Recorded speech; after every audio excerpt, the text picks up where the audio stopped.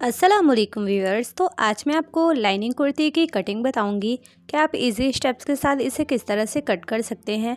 तो सबसे पहले हमने डबल फोल्ड इस तरह से फैब्रिक लगाना है। ये मेरी लाइनिंग फैब्रिक है जो कि कॉटन में है।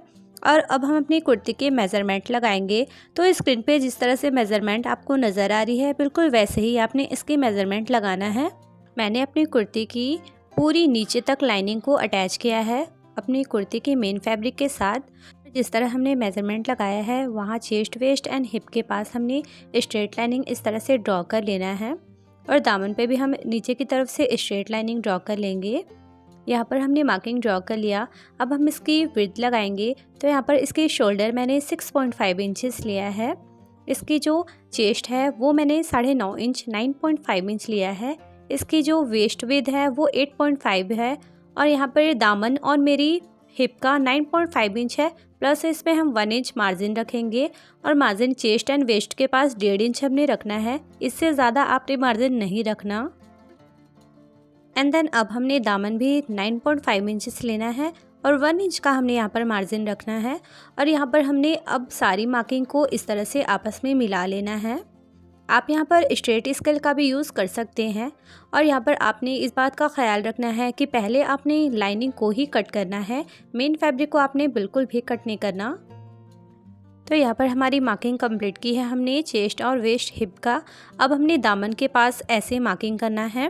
पहले हमने अंदर वाली मार्क को मिलाना है और फिर बाहर जो हमने 1 इंच की मार्जिन रखा है उसे भी हमने ऐसे मिला लेना है।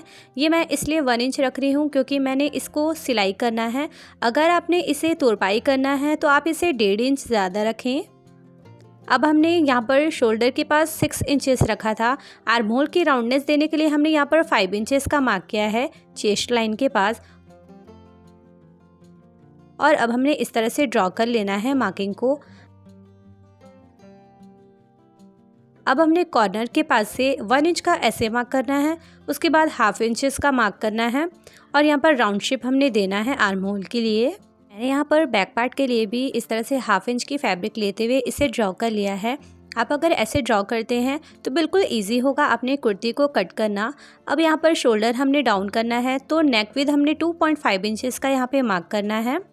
उसके बाद यहाँ से शोल्डर को 1/2 इंच हमने डाउन करना है। तो ऐसे आपने मार्क करना है और ये वाली मार्क को यहाँ मिलाना है। इस तरह से हल्के तिरछे में इसे आपने मिला लेना है। ये वाली मार्किंग आपने करना इंपॉर्टेंट है, तभी आपके शोल्डर के पास से बिल्कुल फिनिशिंग के साथ बैठेगा आपका शोल्डर। अब हमने अपने कुर्ती की परफेक्टली मार्किंग कर ली है एंड देन अब हम इसे कट करेंगे। यहाँ पे आर्म होल के पास हमने आउटर जो आर्म होल की दोबारा से 1/2 इंच लेके मार्किंग किया है वहीं से हमने इसे कट करना है। पहले अंदर वाली मार्किंग को हमने नहीं कट करना। और अब हमने same as it is kurti को कट कर लेना है। यहाँ पर मैंने एक लाइनिंग की फ्रंट वाली फैब्रिक को कट किया है। एंड देन अब यहाँ पर आपको इम्पॉर्टेंट टिप दे दूँ, आपने यहाँ पर जहाँ पे मार्किंग की है ना वहाँ पे आपने 5 कट्स इस तरह से लगाने हैं shoulder chest waist and hip के पास। ये कट्स लगाना आपने इम्पॉर्टेंट है ताकि आपने स्टिचिंग के टाइम भी कोई प्रॉब्लम ना हो।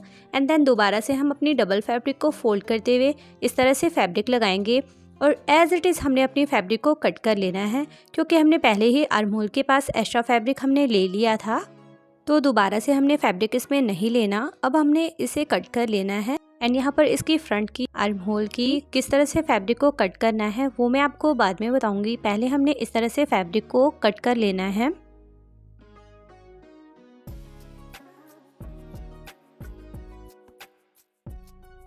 यहाँ पर हमने अपनी फैब्रिक को फ्रंट एंड बैक दोनों को कट कर लिया है। नीचे से भी हम इसे इक्वल कर लेंगे।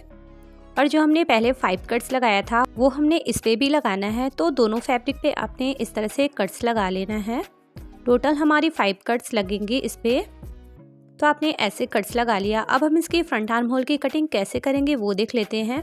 तो यहाँ पर B for back and F for front आपने इस पर मैंशन कर लेना है ताकि आपको इसमें जानने में आसानी हो, कोई कन्फ्यूज़न ना हो आपने। अब यहाँ पर ये वाली पार्ट को हमने कट करना है। तो यहाँ पर जैसे हमने मार्क किया था ना बिल्कुल वैसे ही आपने ऐसे फैब्रिक को कट कर लेना है। आप अगर इस तरह से अपनी कुर्ती की कटिंग करते हैं तो बिल्कुल परफेक्ट और फिनिशिंग लुक आएगा आपके ड्रेसेस का। एंड यहाँ पर इसकी अब मेन फैब्रिक को मैंने ऐसे डबल फोल्ड किया है और अब मैंने अपनी फ्रंट पार्ट की लाइनिंग को लेना है और सीधे सीधे अपनी लाइनिंग को आपने इस पे बिछा लेना है। तो ऐसे हमने अपनी लाइनिंग को अच्छे से सेट करना है। हमने यहाँ पर अपनी फैब्रिक को लगा लिया। अब हमने एज इट इज़ इसे भी कट कर लेना है। आप अगर इस तरह से अपनी फैब्रिक को कट करते हैं पहले लाइनिंग के ऊपर मार्किंग कर तो आपको सिलाई करने में भी आसानी होगा और इसे कट करने में भी आपने आसानी होगी। अब हमने सारी 5 कट्स को इस पर भी लाजमी लगा लेना है और नीचे से हम दामन को इक्वल कर लेंगे। जो हमारी फैब्रिक एक्स्ट्रा है ना नीचे की मेन फैब्रिक, उसे हम इस तरह से बराबर कर लेंगे। तो यहाँ पर हमने फ्रंट की कटिंग कर ली है। अब हमने same as it is back part को भी रखते हुए कट कर लेना है। यहाँ पर ऐसे मैंने बैक पार्ट के लिए भी फैब्रिक लगा लिया है डबल फोल्ड।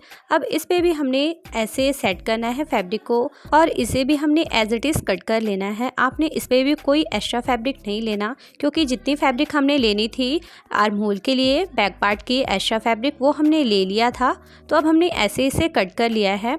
अब इस पे भी हमने 5 कट्स लगाना है। एंड व्यूअर्स, इसकी लाइनिंग को मैंने मेन फैब्रिक के साथ किस तरह से अटैच किया है उसका वीडियो मैंने एंड स्क्रीन में शो कर दिया है। आप ज़रूर वॉच करें ताकि आपको इजी हो लाइनिंग को मेन फैब्रिक के साथ अटैच करना। तो यहाँ पर हमारी फ्रंट एंड बैक दोनों पार्ट की कटिंग हो गई है। एंड देन हमने अपनी स्लीव्स को इस फैब्रिक में कट करना है। तो मैंने इसकी वीडियो आपके साथ शेयर की हुई है। यहाँ पर मैंने इसकी स्लीव्स की कटिंग एंड स्टिचिंग की वीडियो आई बटन पे अवेलेबल कर रखा है। आप टैप करके इसकी वीडियो वॉच कर सकते हैं।